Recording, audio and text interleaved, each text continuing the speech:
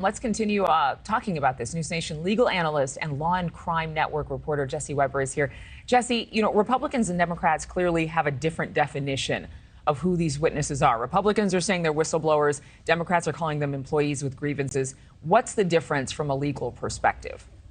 Well, it's a great question. I think we have to be clear that whistleblowers are welcome. They're a great thing in this country, and that's why there's protections put in place so that they can come forward with any allegations of abuse or misconduct or illegality that might be happening in an agency like the FBI. And in the wake of the Durham report, it's easy to attack the FBI. The problem with the whistleblowers here, before I even get into what issues of credibility, is that the Department of Justice, as well as the U.S.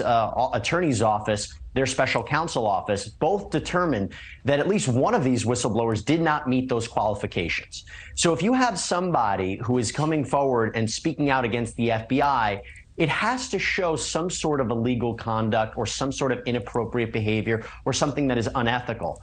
If you're going to go after the FBI purely because you were fired or your security clearance was revoked or you disagree with their policies, that's not going to be enough. And I think they've raised some legitimate concerns, like you mentioned, with respect to the Catholic Church, whether or not a SWAT team was necessary for the arrest of one of the individuals associated with January 6th. But the problem for the whistleblowers here, and I use quotations, is that there are issues of their credibility, receiving payments from a Trump official known as Kash Patel, the idea that they showed sympathy for the insurrectionists, espousing conspiracy theories with respect to January 6th. This is what puts their credibility and their motivations in the spotlight, and why it's not so easy to immediately declare them whistleblowers. But I want to get to some specifics that were raised in the hearing yesterday. We broke in with this as news on Thursday morning, and Tristan Levitt, who's an attorney, spoke with those witnesses, and he said that the FBI has a special exception that disallows whistleblowing and claims of retaliation. Do you know anything about that?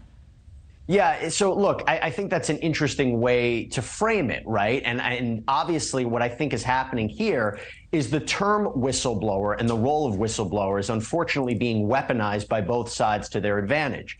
I don't want to speculate here, but I imagine if the roles were reversed and Democrats believe they had a whistleblower, they might say they meet the definition. I think it's very interesting for members of Congress to define what it is. I kind of put that to the side, and what I would rather hear is what the legal definition is and what the substance of their accusations are. Because I think what these individuals are coming forward with, and I'll be interesting to see where this committee goes and what the revelations are ultimately how important is this and what's the substance of what they're claiming about the FBI. That's what we should be looking forward to, not the circus that we see in the hearing, not the back and forth between the Republicans and the Democrats, but what are they actually alleging and what can they back it up with? That's what we need to focus on. Well, Thank you for watching. Go to newsnationnow.com to find NewsNation on your television provider. And don't forget to click the red subscribe button below to get more of NewsNation's fact-driven, unbiased coverage.